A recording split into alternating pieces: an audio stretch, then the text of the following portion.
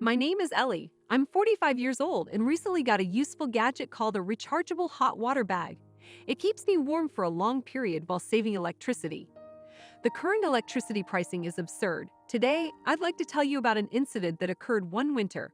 My ex-husband Austin, with whom I had been married for 10 years, was elevated to director about 10 years ago. His organization was recognized for promoting employees based on seniority, and his rapid advancement was unusual. Of course, we were both overjoyed. He had always taken wonderful care of me, even before we got married. His attitude was unwavering. He usually brought me a dozen crimson roses for my birthdays and wedding anniversaries, rather than a million. To achieve his desire to have children as soon as possible, we had a very active nightlife. Despite his ambition, he became dysfunctional due to his demanding work schedule. He had tried several potency enhancers for the tone for roughly $10,000 USD without success. I ultimately reached my 30s without seeing a single day of sunlight. We decided to take a break because of his rigorous schedule and frequent moves for our work. If he was promoted, I assumed that things would change. He should have been relocated less than before and allowed to transfer his responsibilities to his assistants. I turned 35 quickly, but conceiving and raising at least one child should not have been difficult. I was secretly hoping that his promotion would not provide an opportunity to become pregnant. That was wishful thinking. He began returning home from work much later than usual. He was initially busy and was quickly promoted. I figure he got even busier. Many people found it difficult to get work back then. I told myself to be glad he could keep himself busy. I tried, but I wasn't satisfied at all. Days have gone by. He gradually began to work on his days off, in addition to coming home late. He apparently had an unskilled rookie on his squad. He claimed he was trying to compensate for the delay. I wanted to tell him to replace him with someone better while also making time for me. I realized it was a selfish thing to say. I questioned how inept the individual was, especially because Austin had to work overtime and on his days off. However, there was still a weekly delay. I felt terrible for him for being burdened, but then he began to answer my inquiries half-heartedly. When I asked him what he wanted for supper, his response was, which irritated me. Let me simply serve you a roasted bat then. I'd even considered harassing him. Furthermore, the night he asked me to prepare lasagna for him, he went out to supper with his clients. Even though I realized he had no choice but to work, I couldn't help feeling furious and lonely. It would have been lovely if he had eaten the food I prepared the next day. He never did because he had to work overtime and attend business dinners every day. He didn't always return home on the night he promised. It made me unhappy to find my supper left on the table in the morning, with the packaging still on it. His business trips have also grown, and our opportunities to spend time together were steadily diminishing. I began to believe that he should put more effort into compensating for our lost time. One day I received a call when I was venting my frustration. Austin's name appeared on the screen. It was unusual of him to call me instead of messaging during his working hours. I took up the phone to check what was going on, and the caller identified himself as a paramedic. He informed me that Austin was being rushed to the hospital for an emergency. He was being transported to a general hospital near his business, and I was asked to come immediately. My husband is scheduled to be in another state on a work trip today. Where is he being taken from? From a hotel in Midtown. You must have the incorrect individual. We've confirmed his identification. You are the wife of Mr. Austin Robbins, correct? Yes. The number displayed on the screen belongs to Austin. It was absurd to assume that the paramedic was mistaken. What did it indicate that Austin, who should have been in another state, was being relocated from a city hotel? My mind was in chaos from the shock and the circumstances, which I didn't grasp. I had no choice but to visit the hospital. I quickly got ready and went out. When I got there, I was met with even more surprising news. The doctor informed me that it was an emergency procedure, and I was asked to provide consent. Is this that bad? I gave a gasp. The doctor let out a little sigh and closed his eyes. I started freaking out. I assumed it was so severe that he hesitated to clarify. I was becoming pale as the doctor opened his mouth. There is a foreign object in your husband's rectum. I apologize, but I do not understand what you mean. Did he eat anything unusual? So in this scenario, it was inserted or entered through his anus. When I examined the CT scan, there was a glass bottle inside. I can only presume that it was an accident. I felt humiliated when I noticed the doctor's bitter smile and wanted to disappear. By the way, a woman was by Austin's side during his transport, but she declined to ride in the ambulance with him. Can you blame her? I would have left right away if I had the option. When Austin awoke from the procedure, I clutched a little bottle of Chinese energy enhancer that had been extracted from his rectum in my palm and said good morning. Ellie, why? Am I in the hospital? Yes, you are.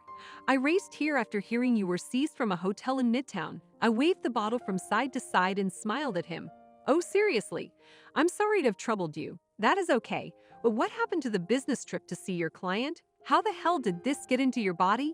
Were you demonstrating a vulgar trick? No way. That is, you know what you call it. I fell asleep and it became stuck. I don't want to hear any of your BS. I've already heard what happened when you were abducted. You were with the women. You were having an affair, right? He slightly closed his eyes in response to my question. A few seconds later, I am. He gave me a disdainful look. Do you have an issue with it? I was promoted exceptionally quickly. Women do not leave me alone. Wouldn't you desire a popular husband? I mean, 35 is already old for a woman, right? I don't feel any sexual attraction towards you. You remind me of my mother. It's your responsibility to not notice it. If you love me, you should have held the reins. The asshole yelled in contempt. I was upset at him for cheating on me and claiming it was not his fault. In addition to being carried away in such a sad state, it made no sense to blame me. I had to wait for him in the lobby since I am the wife of an embarrassing husband. I asked him to imagine that for a moment. I had forgotten he had been in surgery just a few hours earlier. I grabbed a nearby vase and was about to throw it at him. That is true. If your wife had kept the reins tighter, you might not be in this situation. The doctor appeared suddenly. I see the same situation pretty frequently. They manage to get something up their anus, but none of them want to tell me why. I thought the doctor was unusual. He was smiling and speaking happily. However, Austin's face was already as red as a tomato. The doctor proceeded. The biggest rectal foreign body I've ever removed was a crystal ball. The patient held it in for about a week before visiting the hospital when his stomach swelled. It was an intentional obstruction, which was a highly dangerous situation. The anal splinter can tolerate a bottle the size of yours, but anything more than 6 inches in length and 3 inches in width is deadly. He seemed to know everything. You appear to be a touch red. The anesthesia is still working. However, if you become really aroused, the wand will open and you will have to have the operation again. Oh, I nearly forgot. It will also attach a string to the man's essential organs. They will be ineffective, so please be moderate. He came to check on Austin, and after telling him everything, he departed chuckling. Austin appears puzzled by his explanation. Did you whistle with the women you were with? I heard you, and she shoved you into the bedside table, causing you to fall on your buttocks. There was a bottle, and you lost consciousness from the pain as it stuck up in your anus. The woman you were with was reluctant to contact an ambulance. It would have been important if treatment had been delayed, right? Thankfully, it wasn't a beer bottle. His face became pale as a ghost. He lowered his head low, as if burned out with humiliation.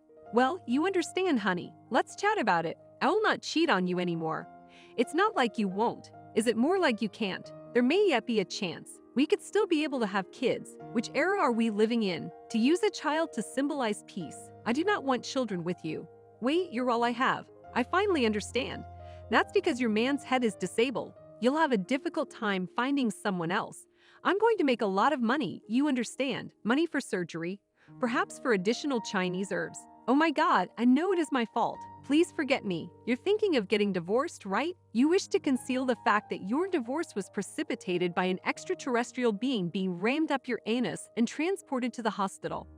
I glared at him. He literally shuddered and shrank. It seemed that I had hit the nail on the head. Was there love? Not at all. When that happened, divorce became the only alternative.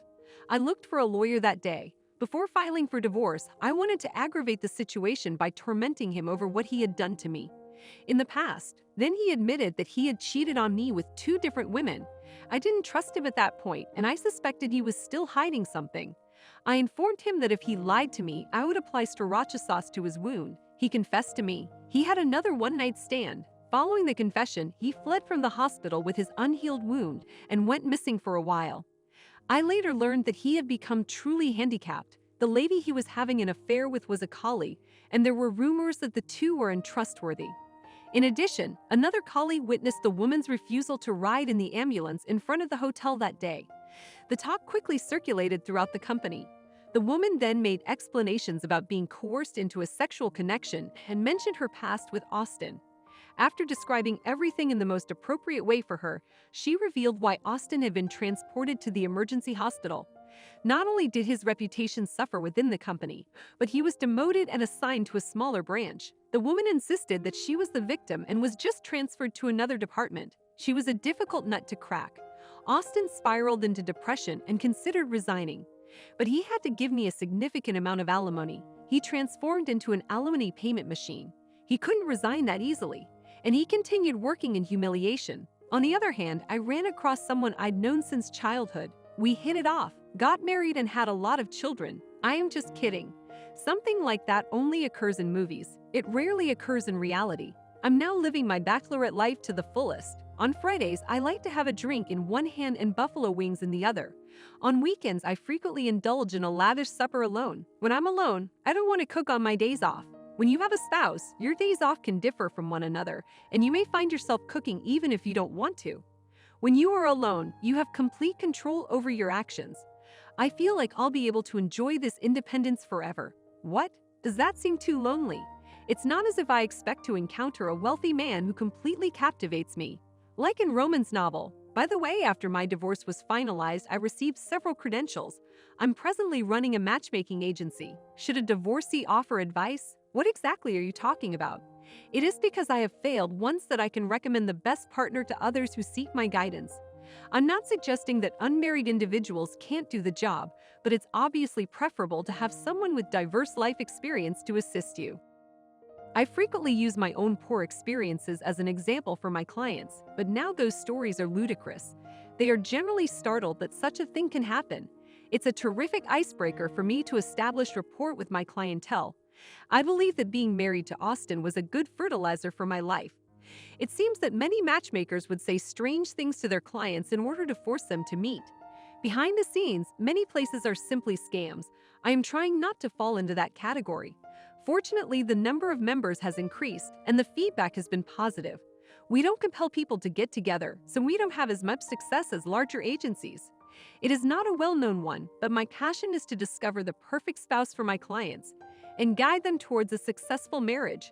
Some of the people who came to the agency were compelled to marry by their parents or public opinion, and they did not want to. It is not fair to select a companion for such a person and force him or her to marry.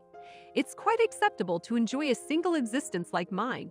I hope to continue assisting people in discovering their true selves and finding a marriage that is right for them. I've been through a lot, but I've discovered a career where I can be myself and thrive. I believe my divorce was a crucial experience in my life. I can tell a joke about it. I have acquired a lot of vitality. Life is quite good despite its ups and downs. I used to despise my life immediately following my divorce, but I no longer do. I am and always will be proud of how I live. I'll keep working hard to help my nervous clients achieve happiness.